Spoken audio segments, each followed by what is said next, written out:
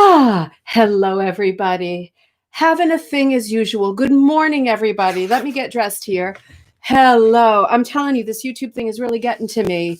I just can't figure out how to get on there anymore, but here I am. Let me know, is my microphone working? Because when we did our Zoom thing yesterday, I had my usual mic plugged into the usual hole, and as per not usual, unusually, there was no volume. So let me know if there's any issues with that stuff while I say good morning and catch up with you all. Good morning, Heather. There you are right on top. Good morning, Melinda in Indiana. Just got your Santa mat. Excellent. Great. Oh, I hope I get time to work on that this year too. Good morning, Joelle in Calgary. Good morning, Penny. We saw each other on the call yesterday. I've figured out my sound. Let me just check the bottom and make sure you can hear me. I know somebody will tell me if you can't. Okay, good. Super. Just one of those things, I guess. One of those fun wind-ups. Good morning, Crystal. Good to see you yesterday, too, and to be able to chat. Good morning, Carol. I'll just say for the Zooms on Wednesday, I'll get in the habit of I'm scared to do this recurring call thing because it seems to not work. So I'm just going to get in the habit of, for example, today, I'll put the call information on the Facebook group and also email me anytime, ribboncandyhooking@gmail.com. And I'll give it to you there so you can be on the call on Wednesdays. If I don't know, if my comfort level sort of grows with the idea of doing a recurring thing, but I'm afraid it's going to do crazy stuff if I put in something like that. I don't know. We'll figure it out, but we'll make it more available so everybody knows far in advance what the info is to call on Wednesdays. Good morning, Linda H. Good morning, Carol P. No, Carol, yesterday was the Zoom. So again, I'm gonna make that way more visible. It's hard on the Facebook page because things get buried quickly. Maybe I can put it in the banner or something. Let me think about that when my head is clear. Good morning, Carol. Good morning, Julie. Melinda's there in south of Indy. Okay. And Doreen is on. Good morning. Good morning, April. Yeah, that's what I'm wondering. Let me know if anybody knows more than me, April, if I can just do recurring or if that messes with other stuff, because it seems to want to connect to like my calendar for everything and also my telephone with all the kids' appointments and the schooling stuff. I hate it when things are that interconnected. It's not like a fear of Big Brother. It's just I feel like the more connected these things are into all of my devices, the more room for error. But maybe that's just me. Let me know if any of you do like a reoccurring Zoom call. Maybe it just is easier to go that route. Great, Linda, Crystal, April. Good morning, Pat. Good morning, Lori. Good morning, Betty. I've got something of yours to show right off the bat. Good morning, Beverly. Good to see you. Good morning, Sharon. All right, everybody's here and it's all good. I got a little bit late this morning because I got so excited about this episode and even more about tomorrow's episode. So I kind of changed gears with tomorrow's episode. Not coffee time tomorrow, but cocktail time at night. I'm going to make that moose milk. My mom posted a cocktail for the Canadians on the Facebook page for cocktail night, and I'm going to make that tomorrow night for cocktail night. I'm going to make the moose milk and see how that goes. It sounds like a good season. Crystal, is that a thing? I mean, is that like a known drink, like our grasshoppers or whatever? In Canada, is moose milk a thing, a holiday thing? I'm gonna try it regardless, and the recipe's there if you want to try it too on the Facebook page. So let's start out with some regular old business because I got business coming out of everywhere right now, and I don't want to miss a step with you. I keep missing important stuff. First of all, I almost missed saying the most important thing for people tonight who are starting to celebrate Hanukkah. Happy Hanukkah, the Festival of Lights. This is so exciting. Jocelyn, who went to her preschool across the street at the synagogue, although we are not a Jewish family, we learned so much about the culture and she loved it so much that tonight she just assumed we were celebrating Hanukkah. So I don't really know what that means as a person who never has before, but I feel like I need to get something somewhere to use tonight beyond candles. I'm going to have to figure all this out in a snap because this just got thrown at me a minute ago. So we will be celebrating Hanukkah tonight because it reminds her of her good old days over at preschool across the street. So many good memories there. But I just love the idea of a festival of lights because particularly this year, light is, of course, the international symbol of hope, right? Such an obvious one, but such an important one. And at this point, going from 2020 into 2021, hope to me is like the key word. It is the thing. So celebrating the Festival of Lights tonight. If you're doing it already, I can't wait to hear about it. Have fun. And we are going to be giving it a shot too, figuring out what it means to celebrate in the next 7 or 8 days this season of Hanukkah as well. Good morning, Kira.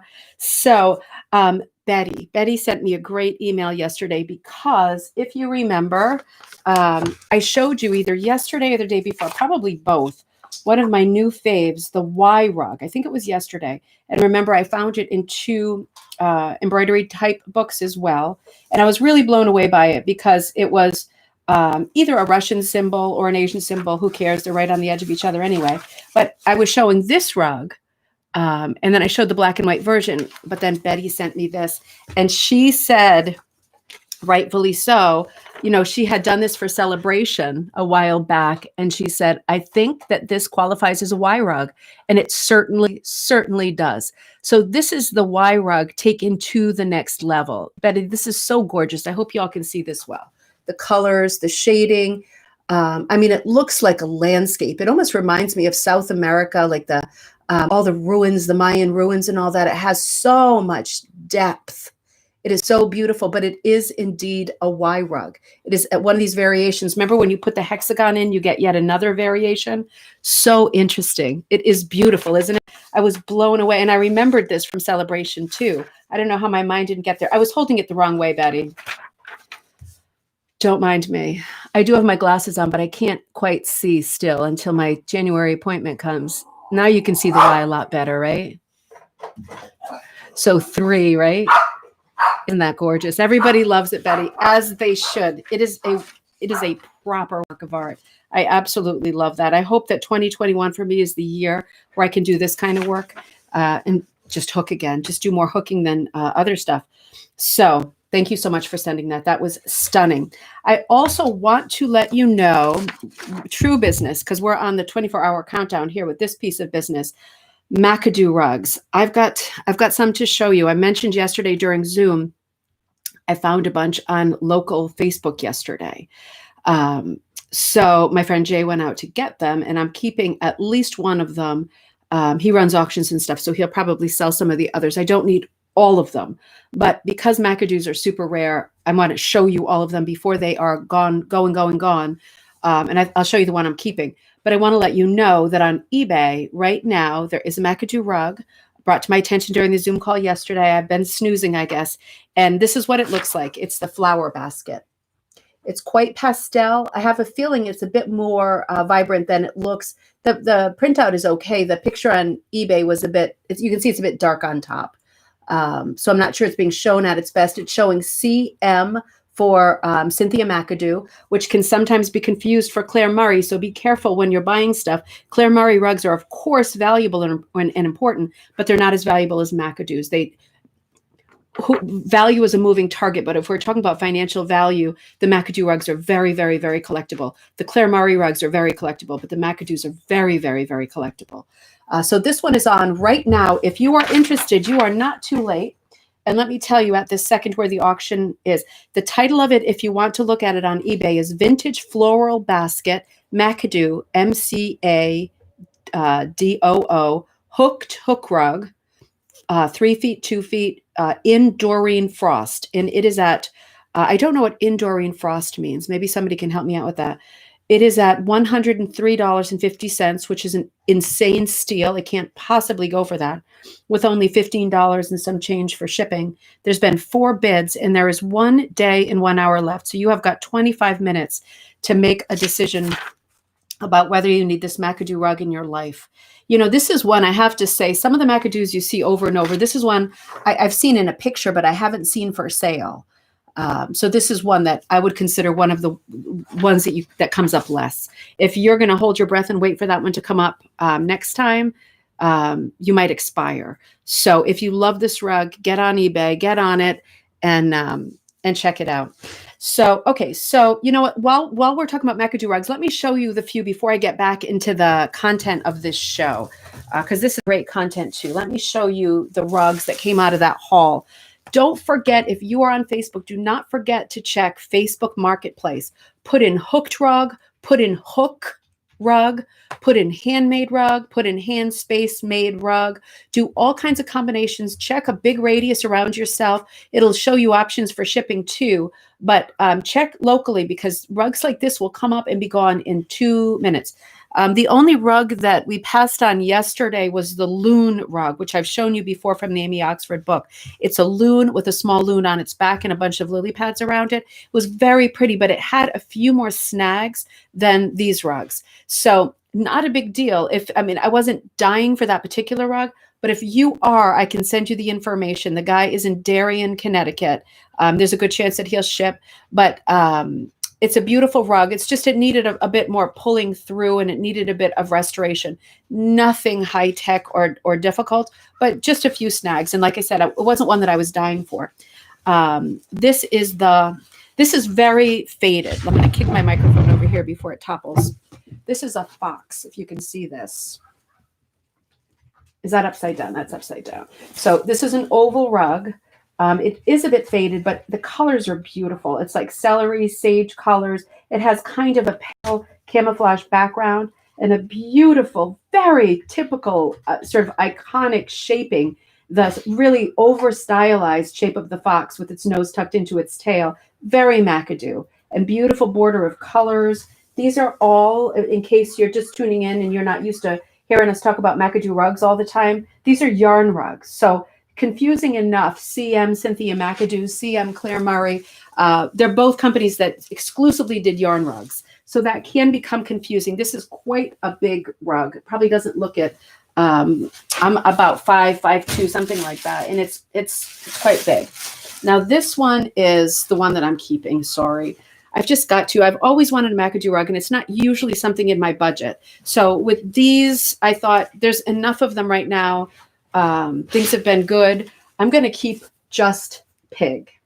I really like this one. And the reason I really like this one needs a lot of work on the edges. So I got my work cut out for me, literally. This one's in a bit more trouble, and I'll take the time to do that in the new year. But I love those strawberry colored berries. And what I love the most about this rug, because although I am a pig, I'm not like a pig person, like I collect pigs, nothing like that. This one just spoke to me because I like background. It's really very sort of typical old school, early American hooking, this kind of scrappy background. And then these oversized, big, fat scrolls in the corner that are fairly shapeless. When you look at the back too with the colors, they're still shapeless. It's not really well articulated, the corners, and I like that because it reminds me of earlier folk rugs. You get like blobs of color in the corners for lack of choices. And this being just strange color choices in terms of being unusual. The sage and the celery together in terms of like tonal value are pretty equal. So you're not getting a lot of definition, but I like that because it feels to me, Buttons, get off these rugs. I never know what he's going to do. He never does anything bad, but he might if he smells another dog, right? Avalanche. So that was pig. Everything's falling to crapolis. Let's see, which one is this? Oh, this is nice. The guy had something interesting to say about this. This is big. This is a boat. The pig's cute, isn't it? Good. I'm glad you like. Is there any way to restore the color and not affect the value? Wendy, if there is, I don't know. If someone else knows, please chime in. There's so many people. Am I really getting this dusty from these rugs? There's so many people on these threads that are smarter than I am and more experienced. I don't know a way to bring the color back because the color in the back of some of these is a little bit brighter. These aren't super old. And the thing with this is that this guy his mom was a, I don't know if you would say associate or rep for McAdoo. And she was up in Maine, and they had the house in Maine. And then I don't know if it's his family house in Darien or if it's a second family house. But in any case, she was a rep. So she had a lot of these. She still has more of these McAdoo rugs around, or she did. I don't know what her status is, but the son is selling them. So this one I thought was real pretty. This is very big. This is the biggest one, I think. It's a boat. There was a story behind this, and I'm going to have to look it up. I have not had a chance yet. But this is a beautiful, typical sort of seaside, very New Englandy. It looks like a fishing boat, like a working boat. And there's a person on it. Really beautiful, really good shape. And this colors are great. Colors behind are great. These aren't super old, so in general, the colors are okay, but these were certainly used as rugs. Again, I see a lot of boats, but this is one that I have not seen yet. Buttons, don't even think about it. He's fine. He's just got to sniff it out. He's suspicious of everything that comes near the house, even inanimate objects. This is so nice. But this is really, I love patriotic stuff. This is such a nice country colored patriotic rug. You see a lot of the red, white, and blue, 3 cheers all the way, but this one's pink and yellow and like spearmint green and red, white, and blue. So this one's just a little bit different than what we normally see. Nice, almost nautical blocks on the border. Very McAdoo, because of course they're Maine. And just a beautiful flag. This isn't faded. These are the original colors, this sort of raspberry color. You see this a lot with hooked flags. You get this more mellow red, because red is red. Red is often screaming. And we know that Pearl stayed away from red always. She really stayed away. She went for her turkey red and things like that, but she stayed away from screaming red. And it's not a bad decision, because you do, with these mellower colors, you do get more sort of daily use feel out of it. It's not quite so loud as screaming red. But I thought this was just nice, soft colors for a flag rug. And then there's this one.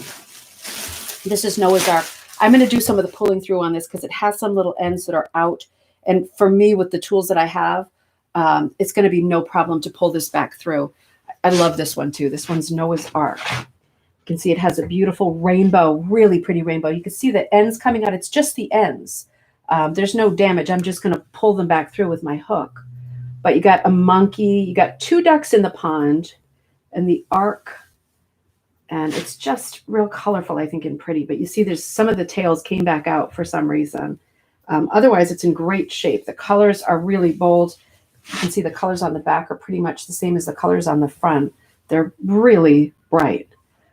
So this is an unusual one too. I showed you that farm one before. The same guy had the farm one, the really large one, which I initially confused with the Noah's Ark because I hadn't seen the Noah's Ark in person. But I thought, you know, the thing with this Noah's Ark that really gets me, like the colors are just good with McAdoo rugs. I know that a lot of time and thought was spent, but you get this really vibrant rainbow. It's quite bright in here today. Just ignore these things because they're going to be gone in an hour. But the colors with the leaves, really unusual colored leaves with like really good for a baby's room, Lisa. That's perfect. Like raspberry and strawberry colored veins in the leaves rather than like white or green. Just neat color choices. I have a Claire Murray down in Joss's room. I always have the mermaid that went back to Joan Moshimer, and Cushing has that design now. But yeah, I love these kinds of rugs for kids' rooms, and the yarn rugs are super versatile too. And when they do pull out the little tails, you just pull them back through with your hook. It's not a big thing, but color-wise, that is a horse of a different color. Yeah, so those are fun. I'm going to think about those and look at those, but pig is really the only one that speaks to me personally, and in terms of like keeping it. I like pig, and he's in the poorest shape, so it makes sense to hold on to pig. So those are the carpets. Now, time check. Oh, come on. So listen, Pearl. I was going to switch to like a British artist tomorrow night for cocktail night, but I can't. And the reason I can't is because I need to go further with Pearl. In this book, I finished it last night. She talks so much about her travels, you know, because she went from being pretty hard up in building this company to being a person who traveled like around the world. And she talks more about her travels. And we talked a little bit about some of her Asian rugs and Asian influence and what that meant in terms of decorative motifs and the attraction in the middle 20th century to like foreign and ethnic design.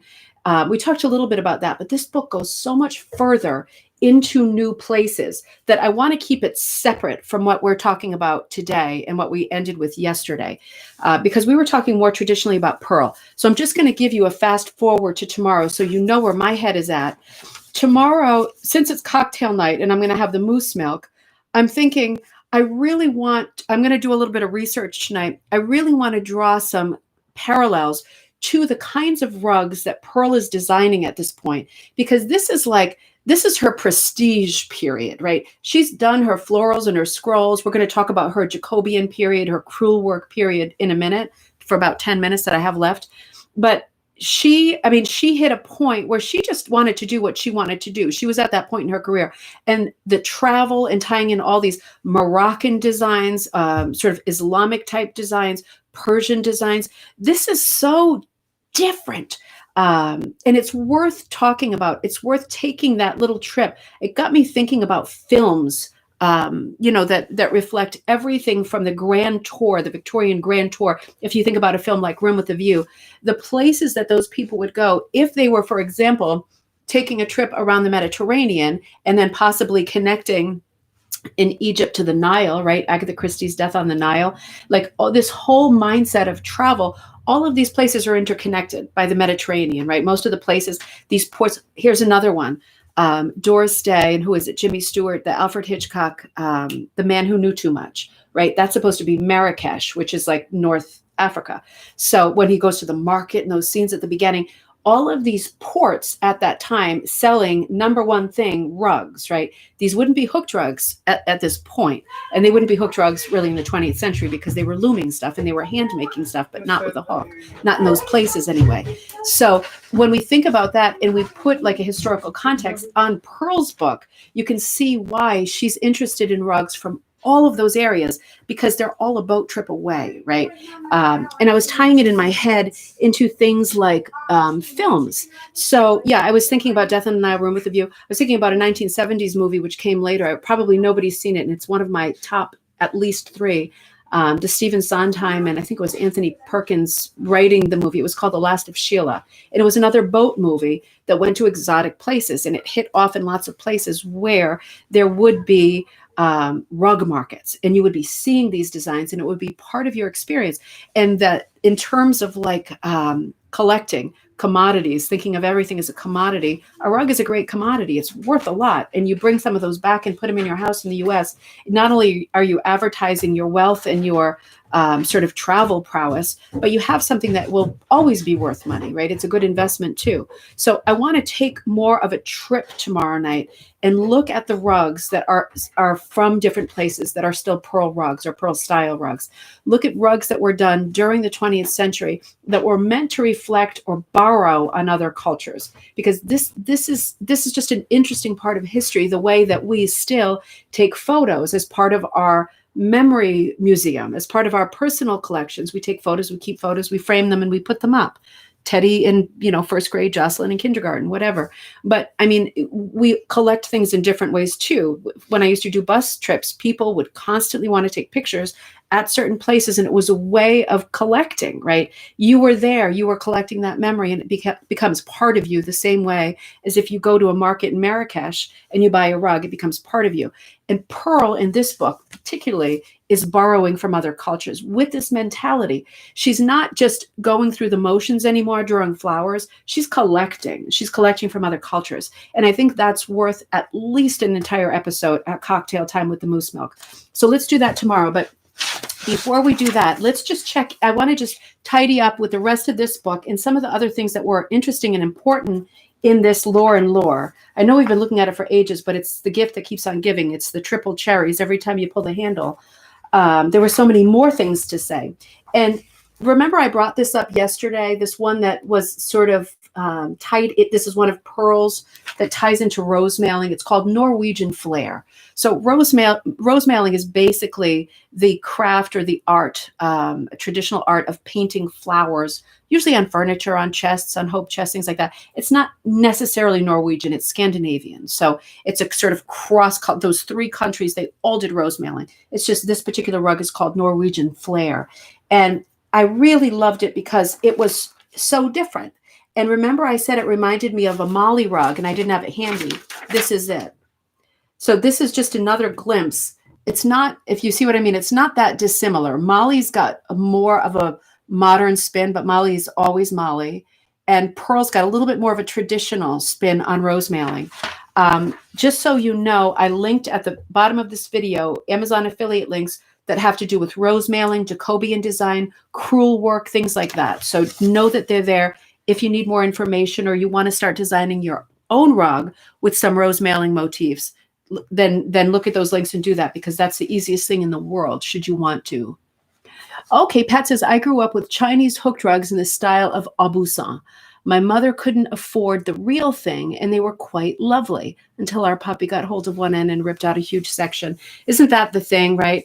That's awful, Pat, but it does happen. I've been watching quite a few rugs on eBay that have massive holes, and it's like, they're so beautiful, but either that's the very thing that happened, or somebody put a huge heavy piece of furniture on it and then tried to move the rug without moving the furniture. That's another classic. But especially with older burlap rugs, the backing can't take it. So sad story, but these things can be repaired. Maybe we'll talk about repairs in 2021, right? Putting things back together in more ways than one. So I left off with this yesterday, the cover picture, and this is one of Pearl's real prestige pieces.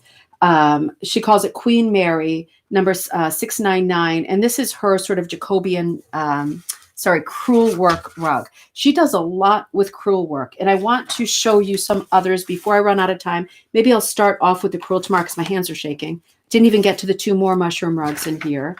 Sorry about the delay on the mushroom rugs. I know there's a few people interested. I'll get there. I'm just a bit overwhelmed. Let me show you a couple more of the crewel work rugs because, there's still more in this book I want to do with you. There's quite a bit more. I'm forwarding through all of the travel designs we're going to look at tomorrow because it's going to be the grand tour tomorrow. So Pearl really, this is one of her more famous ones. It's called Berkeley Square. This also reminds me of a Baltimore album quilt just because of the compartmentalization. Thanks, Melinda. Please do like the video. She's doing not a repeat design, but she's doing a real similar design. It could almost be broken up into chair seats, 2 square chair pads or whatever, table runners, different configurations. But that's one that she calls Berkeley Square. She shows that twice in this book. That is certainly one of her crewel designs. I'm just going to go for 5 more minutes. I might run over, so be aware. I want to show you one more thing. I found this book of Pearls. It's one of her pamphlets. Very conversational. It's called Petites for Practice, 120 illustrations. This is all Pearl, Lincoln House, Sturbridge Village. So this is in the era that they were still associated. And she's showing, this is 1972, and the book I'm reading out of, The Lore and Lore, is 1966. So in this book, she is heavy into what she calls her crewel work designs.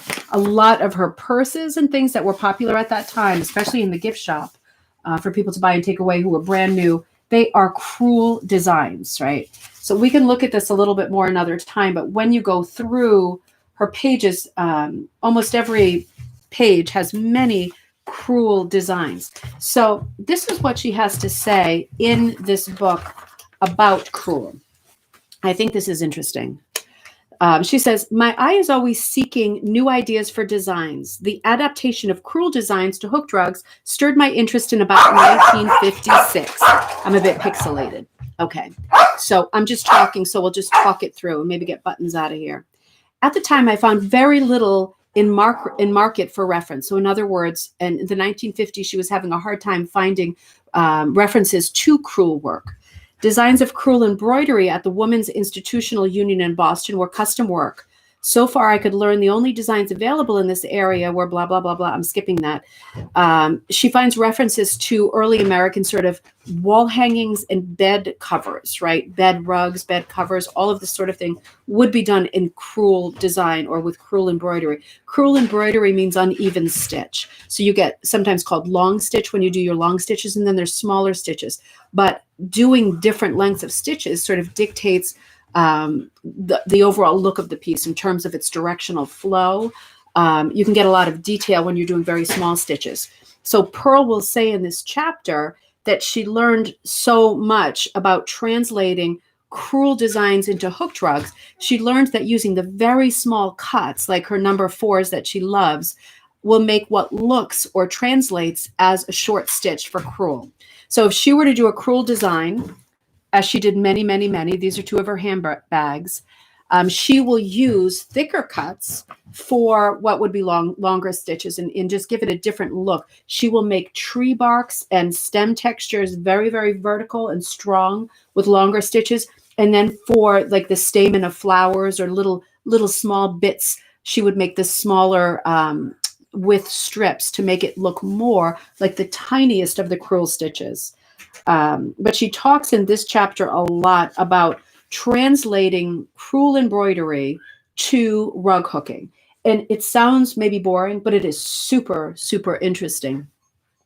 I'm gonna hold here, and I'm just gonna say to you, because I want to return to this. We'll start with this tomorrow night, because she's making some excellent points. And for you designers out there, it's interesting to think about how to make that crossover from decorative arts, rose mailing to rug hooking, from decorative arts, Asian pottery to rug hooking, from cross stitch to rug hooking. I forgot to tell you the most important thing I was supposed to tell you today. I've been working on the monthly design. I'm doing it not as the monthly kit, which some people have already bought. It'll go out in the next couple of days. I was experimenting with the color flow because, you know, I wanted to do the sort of fair isle, dark to light.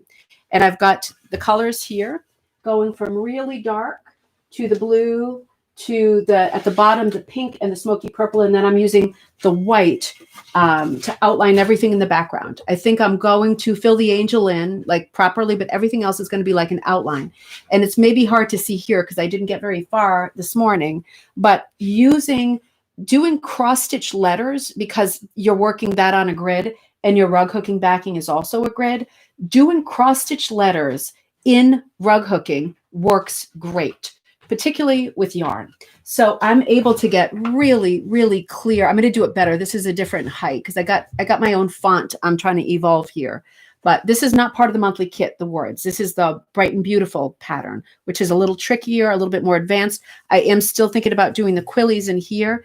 But my point is that if you are doing font on your rug hooking and you're designing it yourself, think about using tapestry fonts, cross-stitch fonts, needlepoint fonts, because they're square and they will translate the same way onto the backing grid, whatever the cloth that you would use for cross-stitch linen, as well as it will translate onto your linen or your monk's cloth, because it's still gridded. It's going to work great.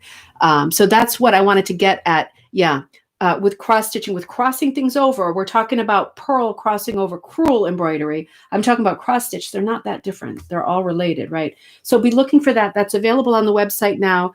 Come back to me tomorrow. Be thinking about movies like Casablanca and The Man Who Knew Too Much, because we're going to be talking about rugs from faraway places. And we're going to take a little cyber Zoom trip together around the Mediterranean, and maybe we'll even get up the Nile and look at rug motifs and designs that Pearl McGowan sort of launched, brought to public awareness, just like her crewel designs, and talk about them in terms of historical context, and talk about what motifs in rugs like this, what do Moroccan rugs have in terms of motifs?